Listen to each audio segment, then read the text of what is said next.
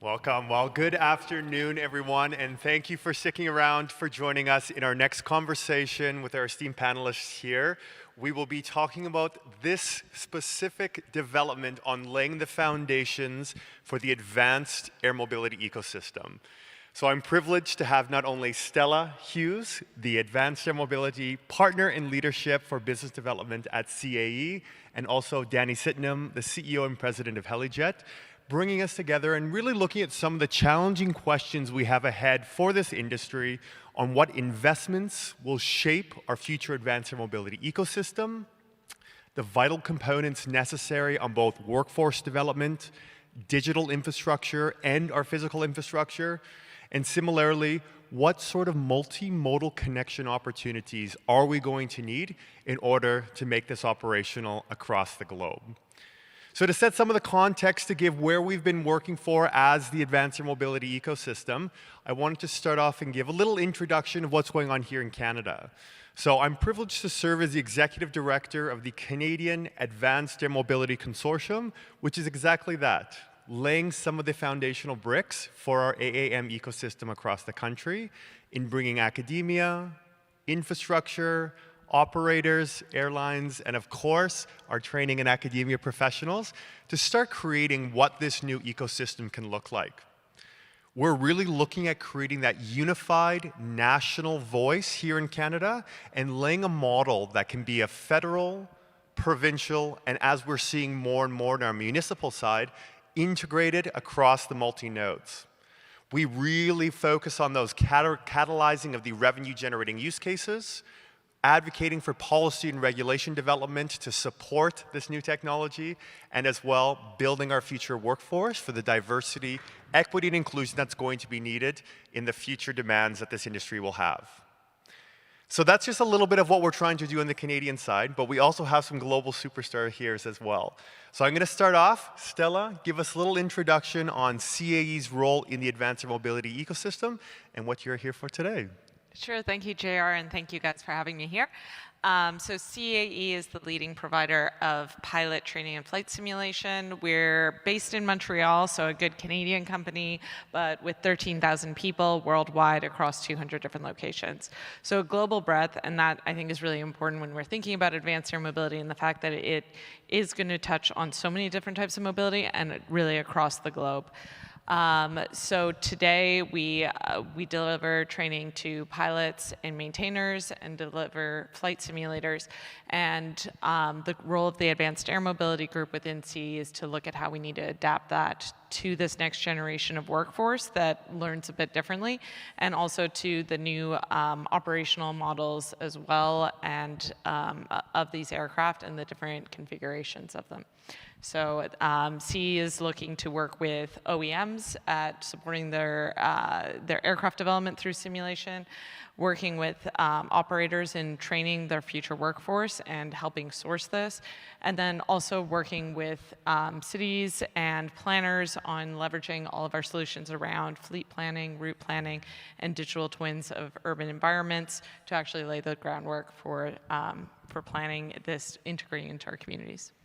And we'll build upon that digital infrastructure momentarily, but talking some about the operating and the physical, tangible side, Danny, what is the role of Helijet in the AAM ecosystem? Thanks, JR, and thanks everyone for joining us today. But I'm going to play a short video, if I may. Anna, if you could play the video back here. Tower, Helijet 716, ready for taxi and takeoff from the heliport.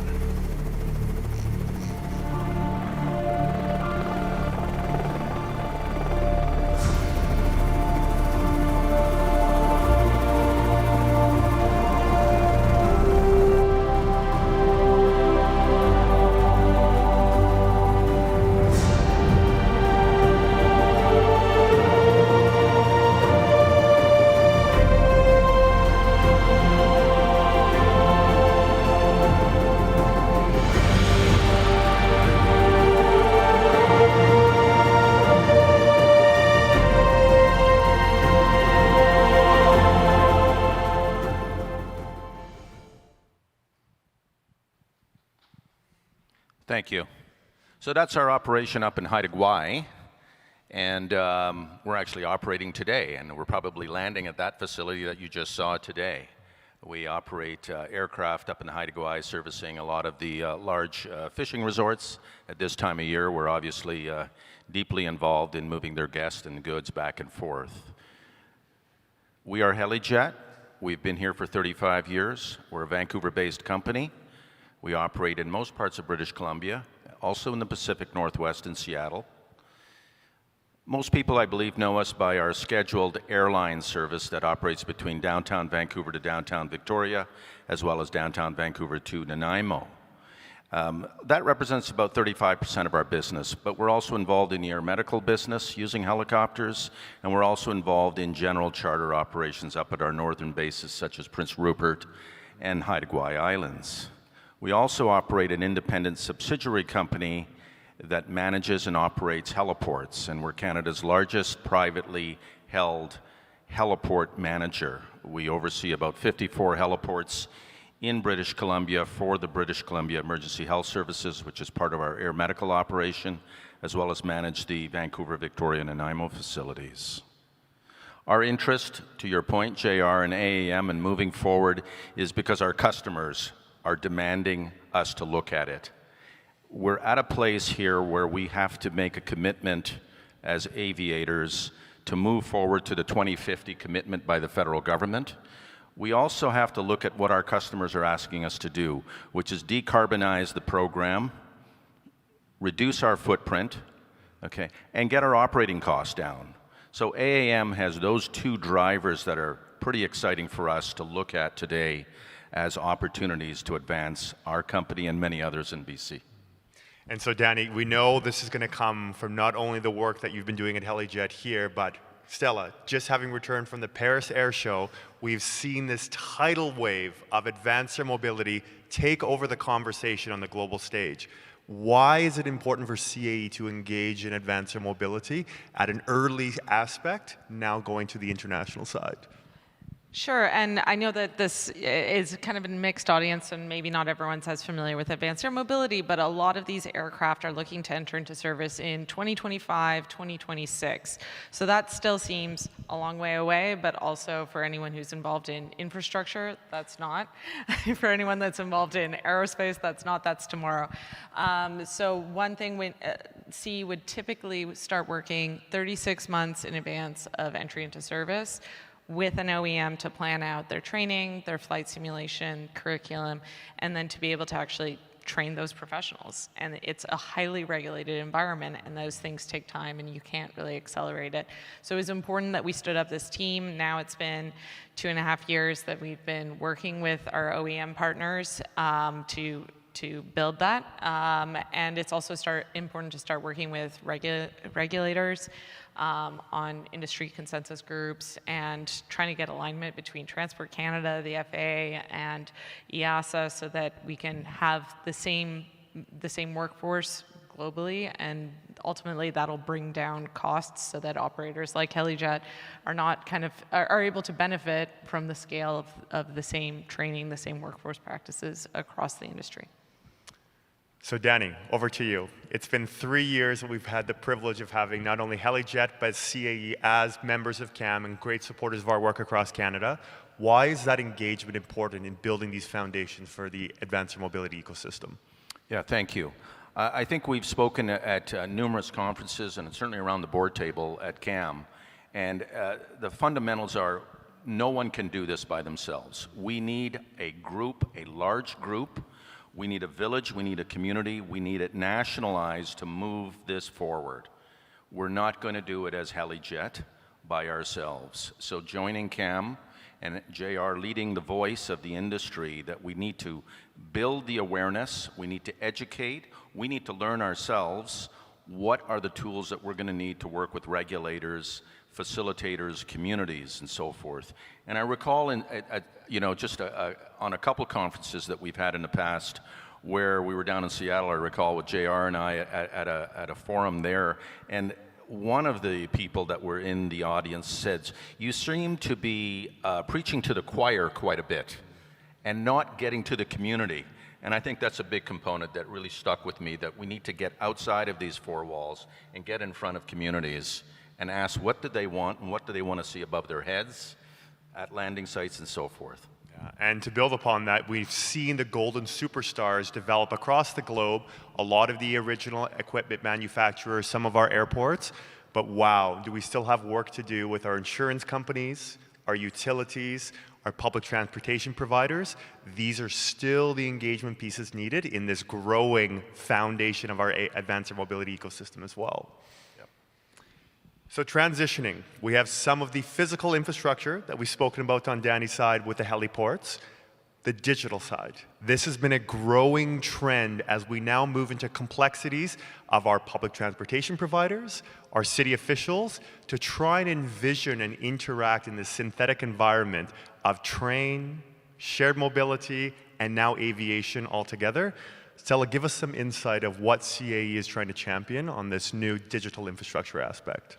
Sure. So we've been building simulation for more than 75 years now.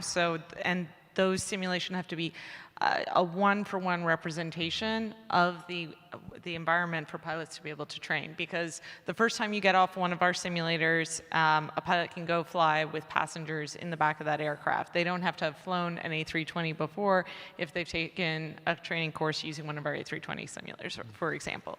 So it's a highly representative synthetic world that has all the weather and environmental considerations. But from the last few years, we've started using that as a mission planning tool. So we've worked with local governments on our defense and security side of the business to model out cities like London and be able to plan for how they should manage security around the city. And we've modeled the entire country of Estonia as a one-for-one representation. And where I get really excited about this is to be able to then use that for AAM, because you know, having this conference with all these people here talking about, you know, the multimodal transportation, the grid capacity, like how do we have representatives here as well from infrastructure companies, and bringing all those stakeholders together, particularly non-traditional aviators. You need to have a way of communicating and using a synthetic environment where you can visualize that, but not just, you know, in a rendering that's static, but something that's real time and taking data in and can make data-driven recommendations, which was what we were just talking about in the previous panel, is really important to be able to make sure that we're launching this efficiently and not missing the beat on anything. And ultimately, that brings savings on an operational level. Some previous studies have shown that digital twins for infrastructure can lead to 10% reduction in operational costs. So that's not nothing when we're trying to get a cost-sensitive industry off the ground. That's it. And for those of you who have not had the privilege of flying in one of these simulators yet or testing them out, next level technology that we're looking to bring to one of these future conferences as well. So CAE will put that in for the marketing team on that side. But let's go to the workforce plannings though, Danny. These are the next tools that are going to bring a mass variety of options for our pilot training. Give us some insight on how that is going to be changing around the future pilot requirements on the helicopter side. Yeah, that's a great question, but I'm going to stay with what just Stella and give CAE a pretty big pat in the back, I'll call it, because we had the opportunity to see, get a little bit of a glimpse of where CAE is going with synthetic training and so forth. So just to give you a quick example, the cost of trying to put a pilot into one of our Sikorsky S-76s today, and we're an IFR, Instrument Flight Rules operator, so we have to carry 2 pilots and they have to go to simulator for a lot of the big contracts we have. We have to ship them down to West Palm where the only simulators are there, or say New York or otherwise, or New Jersey, into this massive system, which looks like the space shuttle, okay, at a cost of thousands and thousands and thousands of dollars. Fast forward to what Stella showed us, and JR and I and our board saw. It was in a suitcase. She opened up the suitcase, you put it on your head, okay, and we'll just bring it out to your office and we'll train your people. And those will become credits one day towards Transport Canada and FAA. Well, back to my first point, we've got to get the cost down on the whole operation and give more people the opportunity to become pilots, because we can't afford that kind of operation on a day-to-day basis, not if we want the masses to fly our services. Yeah, and then let's bring that conversation back to kind of one of our themes for today's panel, the investment side. Over the COVID pandemic, we've seen the tidal wave of public dollars coming into a lot of these aircraft developing companies, looking at this trend and definitely being picked up by the media. We are now seeing the impacts of where there is underfunding. Comment upon where you're seeing the impact of AAM development in this ecosystem that is currently being underfunded. Oh, can I take that one? Go ahead. Yeah, because there's an interesting study that just came out by SMG, and they found that $7.5 billion have been invested in the OEMs themselves, and I think it was 120 million has been invested in infrastructure. So that's 6 to 60 plus times as much, right? So, and many people here are involved in the infrastructure side. So we need to get more enthusiasm in infrastructure so that we have the heliports that are necessary to get these vehicles taking off, and the 5G networks as well, the connectivity with the grid, and all of that takes planning and working together and bringing in all the different stakeholders that I was talking about at the table, plug to JR, who hosted an AAM summit yesterday to really start that discussion, and the great work that TransLink is doing here as well to pull in all those stakeholders. But we need to make sure that we're investing in the infrastructure aspect, and not just looking at these vehicles as a one-off and putting them out and saying, hey, airlines, go figure out what you're going to do with them. That's it. Danny, what is currently being underfunded right now in the ecosystem? Well, I think when we look at underfunding, I mean, you go to the capital markets today and we see what has happened over the last 5 years. Tremendous capital has been raised for AAM, and certainly a lot of the OEMs that are bringing in a lot of capital, the big leaders like Joby and Archer and Lilium and so forth. But what's happening is that enthusiasm curve built up in the last 2 or 3 years. Capital may start getting impatient, looking for returns on investment, and we're starting to see drag, I'll call it, as regulators need to step up to the technologies, and that's the interface that we have to work with transport, FAA, EASA, and so forth, is to make sure that the capital does keep coming so the shareholders don't get impatient, because this is long-term business that we're trying to develop, and it does take time. But that enthusiasm curve may be kicked up quite high, and now we're having to really be careful, measure our credibility as an industry to make sure that we can get to the finish line with some capital in the bank.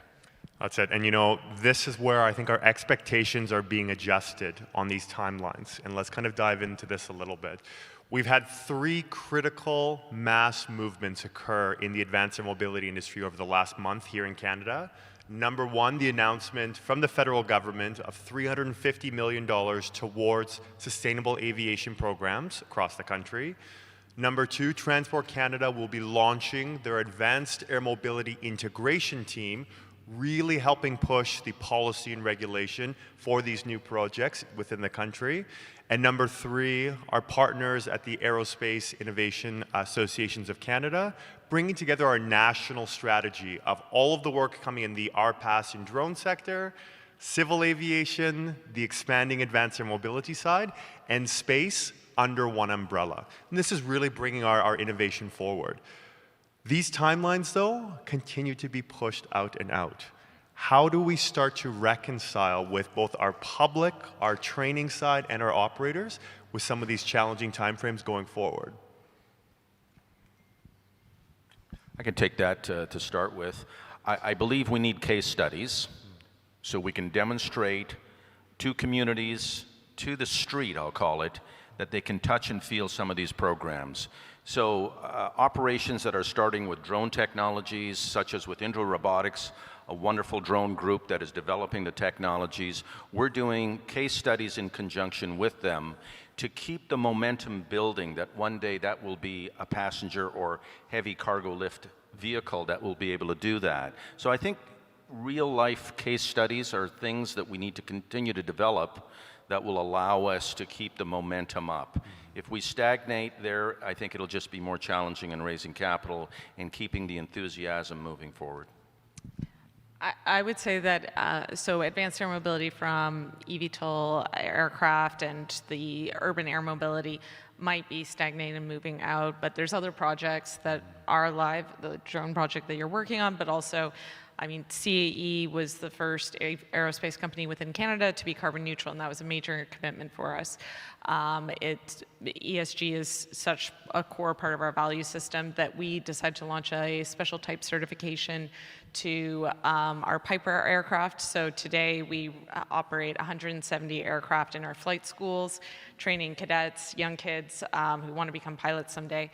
And they're excited about sustainability. I mean, this is the movement that you're having, and to be having these gas-guzzling aircraft was not in line with their values and not in line with ours. So we're working with Piper to electrify our own fleet of aircraft and not just pushing off the electrification of our business to be something that's dependent on other OEMs. And that's a key theme, just to bring that link to the other panels here today as well, is the advanced air mobility is really the evolving aviation ecosystem that's playing on the developments coming out of the electric field, hydrogen fuel cell, and we haven't had a chance to speak about small-scale nuclear yet, but of course there's some R&D still to be worked out on that side. But critical to understand that the clusters of these near-term use cases will continue to help unlock and, yes, balance out those expectations on the long-term timeframes.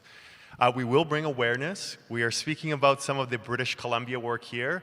There is equivocal amount of great work going on in Southern Ontario. I know we have Brandon Robinson here from Horizon developing a Canadian-based eVTOL. Similarly, on the Quebec side, great work on stitching this together across the country.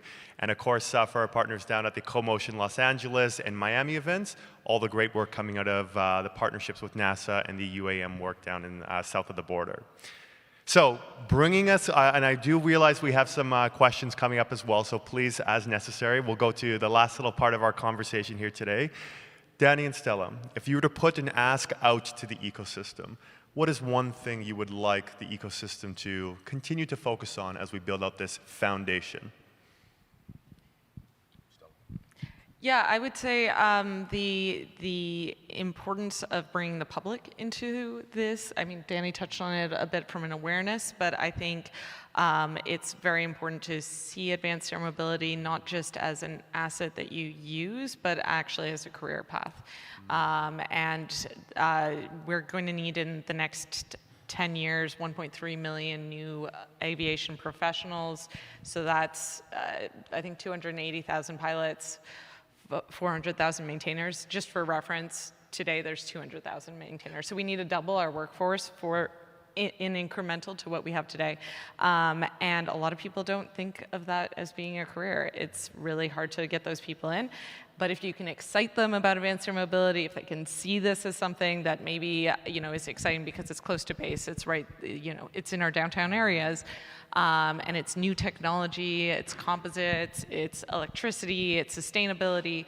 If we can get people excited about that, then, and particularly on a high school level, then we can already start the work to bring them into this highly skilled workforce.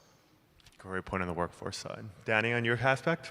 Yeah, along the same lines, Stella and I were talking last night about maintenance and the engineering of aircraft, which seems to be more of a struggle than even flight crew these days. And interesting stat, certainly in the helicopter industry, the stats were 4 years ago, there was 5,200 licensed mechanics in Canada that could to maintain helicopters. Today, there's 1,600. That is a big swing down. Now, a big chunk was COVID and so forth, but we are in a dire strait of attracting people to come into our existing industry, and we were talking more about what can we do to excite the community, to the schools, the foundations, to bring people into this, what is a very exciting transition, disruptive transition for aviation.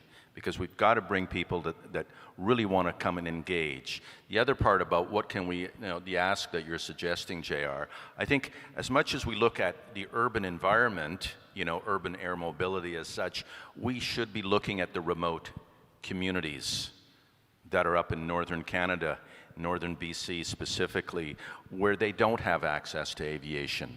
And when we start looking at that, we start talking about emergency management.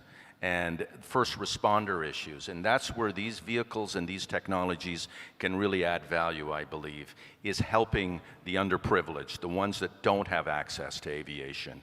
And if we can pull that in, and if everybody can buy in on that, then I think we're moving forward as well.